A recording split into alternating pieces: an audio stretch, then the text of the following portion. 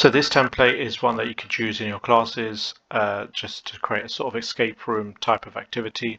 I'm going to firstly go through the functionality of this, and then I can go through the design of this.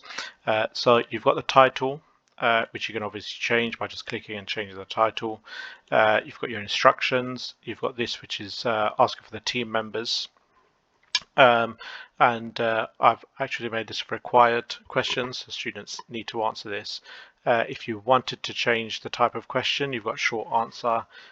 Maybe you had checkboxes if you've got a list of students that they want to choose from, or a list of group names they want to choose from. Maybe you've got a drop-down list. You could use one of these, but the short answer is probably the most appropriate. Then the way this is broken up is into sections.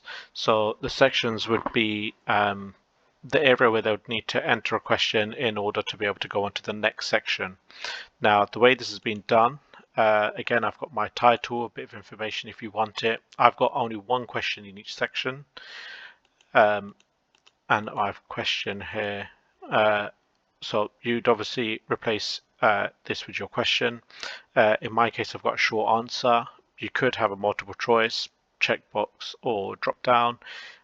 Or another grid if you want, but again, I feel that the most appropriate is short answer, so it's something they need to type in. You've got an infinite sort of amount of options, and the way this would work is once they enter their short answer, the bit that actually makes this work is I've added response validation on this. So what that means is that they need to enter a valid response in order to be able to go forward, and the only valid response for them to go forward will be the answer. So over here, I've mentioned that it must be a text. In some cases, you may want that it's a number.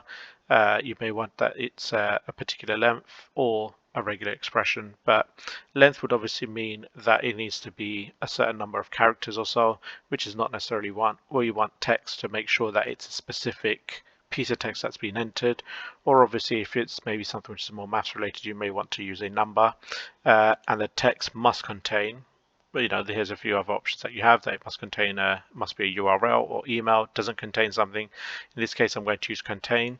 So the text, that the ones that are answering the question, the text must contain the answer, and obviously you'll replace this with your answer. I've just done this sort of to help you realize, obviously this is where your answer will go, and then this is the error message. So when they do enter the wrong answer, the message that will come up with. Now, I did actually use this to create sort of a hacking type of escape room. So I think I did mention access denied or something along those lines. And obviously, once they do get the correct answer, they can go into the next section, which will be the next question. And if you imagine, they are constantly going through each section until they get to the end. In this case, obviously, I've got number, and you can say that it should be greater than or equal to, etc. But in my case, I think equal to to make sure that the answer that they've entered is the correct answer. Obviously, you can remove some of these. You can change them. So if you want to change that number to text, you can do. If you wanted to get rid of one of these sections, you can delete your section. And if you did want to obviously add more questions, the best option is probably to go to duplicate section. And as you can see, it's created the whole thing again. And all you need to do is change your question. Well, if you wanted to change the title, information, but all you need to really do is change your question and change your answer. And that easily you do have your different sections. Now, in some sections, you may want to add an image. And obviously, sorry, the last section you would have is your end screen to say that they've completed it, or whatever message you want to add.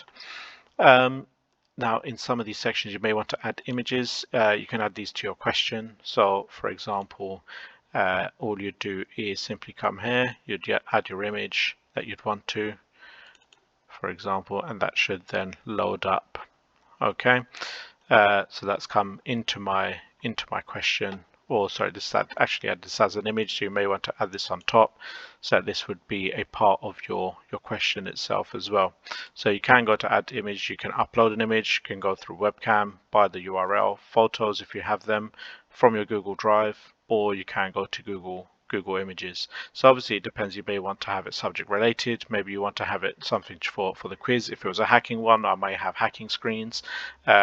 I have in the past used images from the Among Us game to make it a little bit more sort of engaging for students. And if you want to get rid of that, you can just delete that.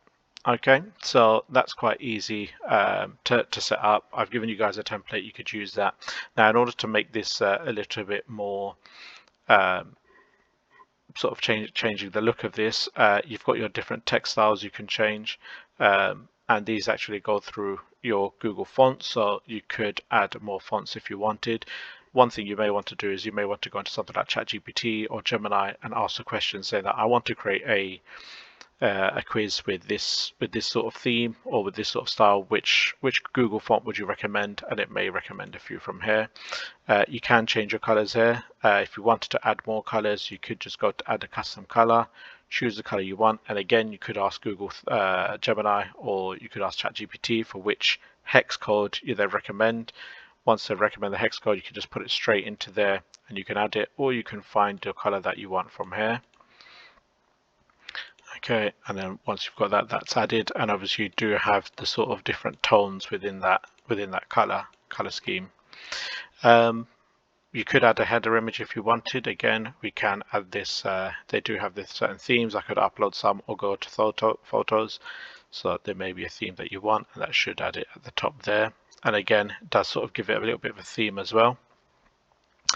Yeah, so that's or you can sort of get rid of that customize theme. That's the button that you want to customize. And then obviously once you're done, you will need to publish this. Okay, and you can have the link to share with your students. Okay, so make sure you click on share. That will give you the opportunity to publish this, and then you can share that with your students. Okay, so that's very easily how you can amend or edit the template I've given you. Or if you wanted to set up your own, just remember you could go to questions, you'd want to go to response validation, and then make sure you use the correct valid options. Thank you.